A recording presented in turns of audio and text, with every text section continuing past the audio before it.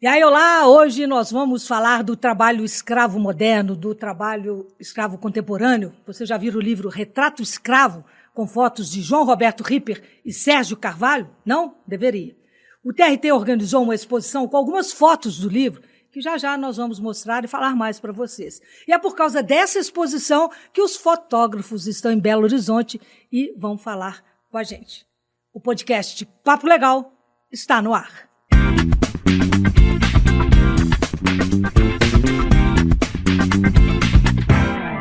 Muito bem, antes de mais nada, obrigada, é um prazer em recebê-los, João Roberto Ripper e Sérgio Carvalho, ambos ícones aí da fotografia, né? E de um tema também tão sensível, enfim, a gente fala já sobre isso, mas antes de mais nada, um pequeno registro, né, do falecimento, da nossa perda do Brasil e do mundo, do Sebastião Salgado. Senhor João Roberto Ripper, passo a palavra primeiro, gentilmente, muito obrigado por aceitar o nosso convite. Então, a perda de Salgado é uma perda irreparável. E eu acho que Salgado deixa, sobretudo, uma obra de amor e uma obra de luta, né? Pelos direitos vários, tão esquecidos, tão abandonados. E é isso que eu acho que fica, esse direito, essa luta e esse aplauso à beleza da vida. Bem, Sérgio Carvalho, obrigada também por aceitar o nosso convite. Uma palavrinha rápida antes, né, sobre o Sebastião Salgado. Primeiramente, obrigado pelo convite. Estamos muito felizes pela realização desse evento pelo Tribunal.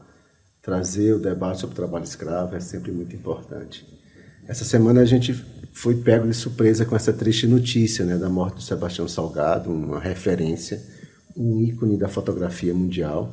Acho que a obra dele permanecerá para sempre, tem um valor humanitário inestimável, né? Fotografou os horrores da guerra, os refugiados, os trabalhadores brasileiros.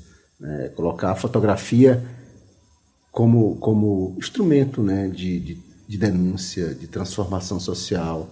Ele, através da sua obra, ele deu voz e visibilidade para essas pessoas. Que é também o que vocês fazem, né?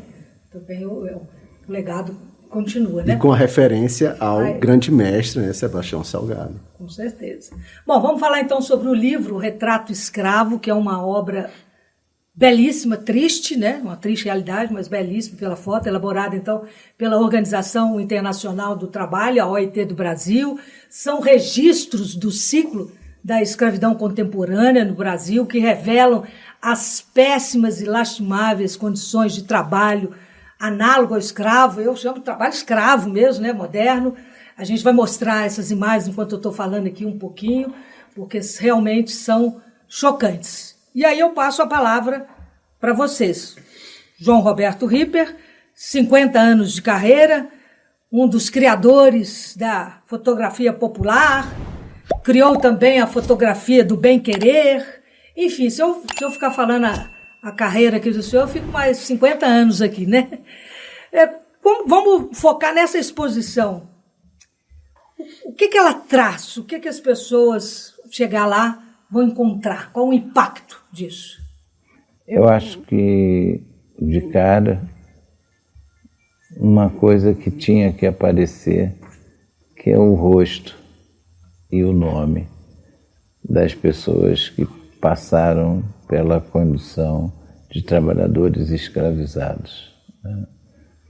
E aí eu acho que aí dentro você tem o tempo todo no trabalho, tanto nas fotos do Serginho como nas minhas, é uma luta pela denúncia, mas também um elogio à vida, a garra dessas pessoas que, por pior que tenham sido as situações que passaram, estão sempre aí de bem com a vida. Isso eu acho belíssimo. Sérgio Carvalho, auditor, né, fiscal, registra aí o trabalho, né, análogo à escravidão há 28 anos, são retratos de dores, né, de realidades duras, chocantes. Como é que vocês se conheceram para fazer esse... Você é do Piauí, mas vive no Ceará. Eu sou piauiense. O Ripper é carioca. Isso. A gente se encontrou numa operação de combate ao trabalho escravo no Mato Grosso do Sul, acho que em 2002. Estava fazendo os resgates de trabalhadores da cana-de-açúcar, quando eu conheci o Ripper, e de lá, que também é uma maior referência pela proximidade que a gente tem, pela amizade que a gente tem, né? Para a fotografia humanista brasileira. O Ripper dedicou a vida a fotografar trabalhadores, populações tradicionais, e para a gente é muita felicidade, muita honra poder participar de um projeto tão importante, né, tão caro, ao lado de um profissional como o Ripper. Como que vocês fizeram essas fotos? Como é que foi bolar, criar o processo criativo desse livro? Ou vocês já tinham os registros e falaram, não, vamos sair para buscar isso? Eu acho que já tínhamos as fotos, né? Uma parte tinha. Depois o resto fomos complementar. Isso. Eu acho que foi assim, um encontro muito bom que resultou nesse livro. Primeiro, quando estou fotografando, olha aquele menino lá fotografando, o auditor fiscal era Serginho, né? E foi muito bom. Isso há quase 30 anos atrás. Quase 30 anos. Era um garoto. Era garoto, mas esse livro foi uma publicação da OIT, era para ser um livro comemorativo dos 10 anos de combate ao trabalho escravo, 10 anos do reconhecimento brasileiro da existência do trabalho escravo e da criação do Grupo Móvel, né, que é o braço operacional dessa política de combate ao trabalho escravo no Brasil, que é uma referência mundial, né? E esse livro era para ter saído em 2005, mas pelas dificuldades e algumas outras questões, a gente só conseguiu publicá-lo em 2010. Era para ser um livro comemorativo, se é que a gente tem algo para comemorar, né? Acho que naquela época tínhamos cerca de 15 mil trabalhadores resgatados, até então. Hoje já passa de 65 mil trabalhadores resgatados. O trabalho escravo continua, né? Aumentando, parece, né? Uma coisa absurda. E um dever nosso sonhar e tentar erradicá-lo, né?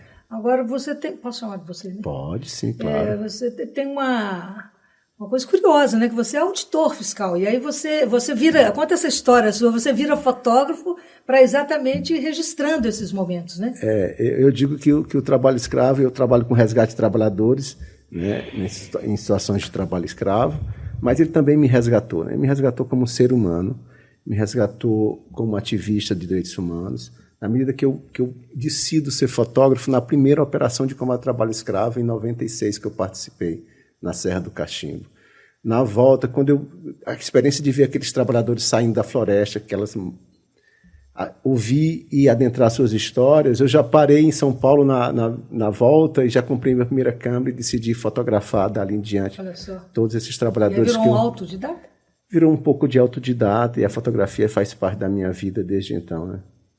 E aí vem essa série de denúncias, né? O que a gente leva, o senhor, por exemplo, com tantos desses registros, né, dessa fotografia que o senhor chama de popular, essa fotografia também do bem-querer, o que significa isso? Eu acho que são tantas as histórias e realidades que a gente encontra que, para mim, o que mais me fascina, além de denunciar os absurdos que a gente encontra, é a capacidade do ser humano de ser bom, né? Outro dia eu estava pensando comigo mesmo, os grandes nomes que a gente encontrou dentro dessa área humanitária, o que fizeram eles seguirem em frente, né?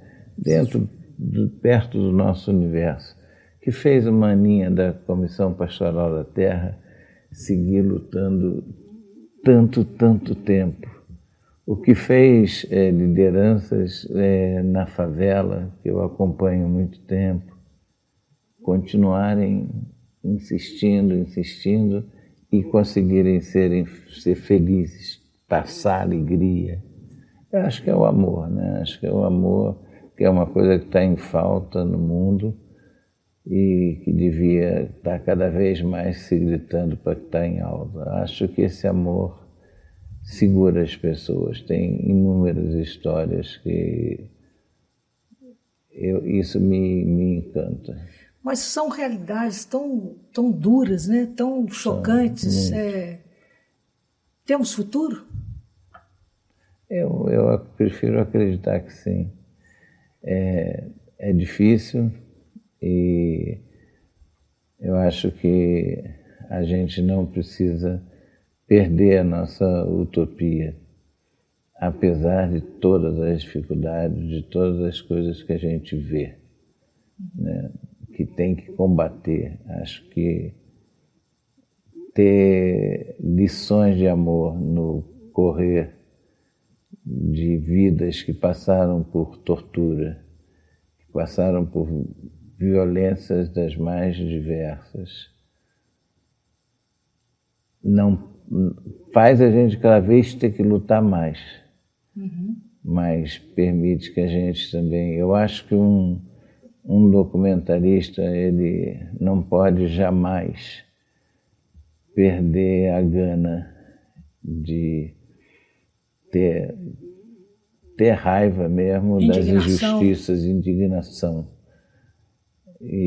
Mas eu acho que ele também jamais pode perder a capacidade de se maravilhar com as coisas boas. Muito bem. Sérgio, do livro, voltando, né? Os senhores têm uma carreira brilhante, evidentemente, né, de registros, né, fortes, mas voltando aqui para o livro, como é que foi fazer essa seleção? Deve ter sido muito difícil, né? A gente, como fotógrafo, a edição é um trabalho muito difícil, porque às vezes a gente tem que cortar na carne, né? Tem que editar. Editar significa cortar, né? E às vezes você se apega, mas a gente contou com uma equipe fantástica de produção desse livro, comandada na época pelo Tiago Santana e a Isabel Santana, que é da editora Tempo de Imagens. Reuniu um grupo de fotógrafos com sensibilidade suficiente para fazer a curadoria e a edição desse livro. Ainda contamos com os textos do Leonardo Sakamoto, né, que gentilmente fez esse trabalho junto com a gente. Ficou satisfatório, ficou lindo, né, assim, o livro, né? Mas deve ter ficado muita coisa ainda por fora, né? Com certeza dá para fazer mais uns 3 livros.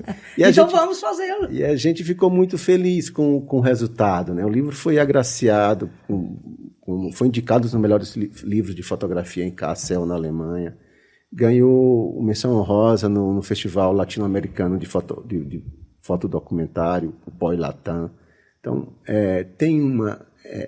a gente recebe essas premiações, essas indicações, como uma legitimação, né? Como um atestado da qualidade do que foi feito e para o objetivo que ele foi feito, que é denunciar, que é expor, que é causar uma reflexão, né? Agora, Ripper, além dessa seleção, né, teria assim, alguma foto, ou algum momento que mais chocou ou que mais emocionou no momento, na elaboração desse livro? Ou é difícil? Eu estou fazendo uma pergunta. Eu acho que é lembrar de algumas cenas que tem uma história por trás. Isso, para mim, é o mais marcante, é o mais forte. Eu não tenho uma só, né? Daria para a gente sair contando, se bobeasse, ia contar o livro todo e até o que eu vi do Serginho, né? Mas acho que o importante é que ele é forte, foram momentos vividos, está aí, está com as denúncias para se lembrar. Trabalho escravo no Brasil existe. Trabalho escravo tem que ser combatido até acabar. Então, acho que é para isso que ele fica e essa é a grande mensagem, e que se façam mais livros, que mais fotógrafos venham e que a gente possa continuar lutando e batalhando pelo fim do trabalho escravo. A gente falando, né, do fim, o senhor falando aí do fim do trabalho escravo, essa é a nossa missão também aqui, né, no Tribunal Regional do Trabalho, que a gente também tem comitês, tem programas de combate, a própria exposição, o pessoal da memória, quer dizer, um tribunal inteiro também trazendo, né, o podcast, essa discussão. Isso também ajuda, isso também faz parte. É importante a gente levar essa conscientização, né, para as pessoas. Certeza. Que acham que hoje em dia não. O mundo certeza. é moderno, está tudo... Não está, né? E o Brasil, infelizmente, carrega, né, uma chaga, uma herança maldita. Foi o último país da América Latina a abolir a escravidão. E no caso brasileiro, foi feita a Lei Áurea sem nenhuma medida reparativa, né? Então, assinou e tchau, né? O que é que a gente pode dizer, mesmo depois de 135 anos da abolição, nós comprovamos em todas as regiões do país, nas mais diversas atividades econômicas, e aí é importante que o livro retratou um pouco o trabalho escravo no meio rural, no campo, mas o trabalho escravo está aí na rua, está nas casas, como serviço doméstico, está na construção civil, na produção de roupas, está em praticamente todas as atividades econômicas.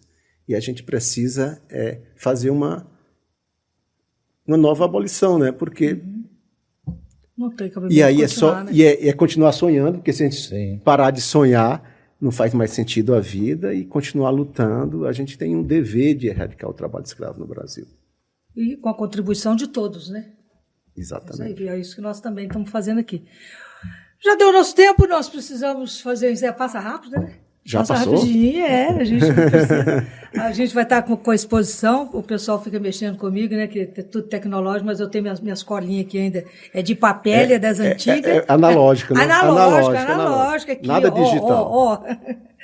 E boa parte das fotos são analógicas também. É mesmo? Sim, do livro. Olha que legal. A gente vai mostrar também aqui. Bom, primeiro agradecendo, né, essa oportunidade que a gente teve aqui de colocar a questão do trabalho escravo, embora seja o dia a dia de vocês essa luta. É nossa, River. E é dizer que eu acho que a gente não pode se cansar. Por mais que seja duro, por mais que machuque ver uma criança escravizada, uma criança que passou por violência, ou um adulto, um velho,